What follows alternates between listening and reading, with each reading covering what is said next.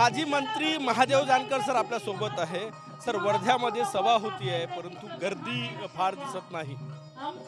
काय नाही, या देशात क्रांती झाली आहे ते गर्दीपेक्षा दर्दी लोकांची झाली आहे। त्यामुळे हे आलेले लोक आहेत ते खरे आहेत, त्यांना गाड्या पैसा पाठवलेला नाही आम्ही। त्यामुळे ह्या लोकांवर देखील आम्ही खुश आहे। त्या लोकांच्या देखील आम्ही भाषण करून लोकांना जागृत करून जाणार आहे। एकीकडे जरांगे पाटील यांच्या सभेला प्रचंड गर्दी, ती मागणी करताय की ओबीसीतून आम्हाला आरक्षण हवं आहे, त्यांच्याशी लढायला तुम्ही निघाले आणि गर्दी नाही सभेला। ते होऊन जाईल। आमचं म्हणणं आहे मराठ्यांना आरक्षण मिळालं पाहिजे पण ओबीसीतून नको आहे, ही आमची भूमिकाच आज आहे।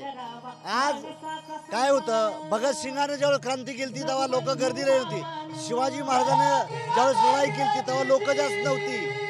आमची हेच सैनिक लाखाला भारे असतील एवढं आम्ही सांगू इच्छितो। भुजबळ साहेब येणार आहेत सभेला? भुजबळ साहेब येणार आहेत, भुजबळ साहेब आताच बोलणं झालं, भुजबळ साहेब येणार आहेत, आम्ही येणार आहे, शब्बीर अन्सारी आहेत, येणार आहेत। सर डेडलाईन जवळ येते जरांगे पाटील यांची, त्यांना ओबीसीतूनच आरक्षण हवं आहे, कसं बघता तुम्ही या सगळ्याच्याकडे?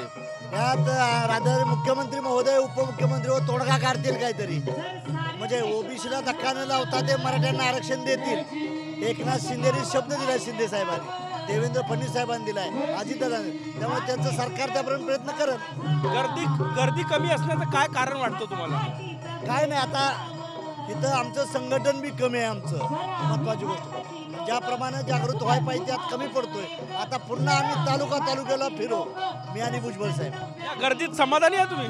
हा, काय नाही, मोठी क्रांती करताना छोटीच लोक बरोबर असतात, त्यांना घेऊन आपण जिंकू लढाई, काय हरकत नाही। खूप धन्यवाद। गर्दीपेक्षा दर्दी असणं महत्त्वाचं असं म्हणतायत महादेव जानकर। कॅमेरामॅन सचिन सायांसह गजानन उमाटे, TV9 मराठी, वर्धा।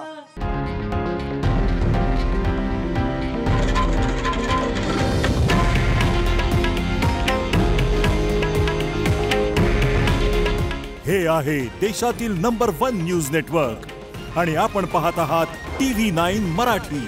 काळजी तुमची, हित महाराष्ट्राचं।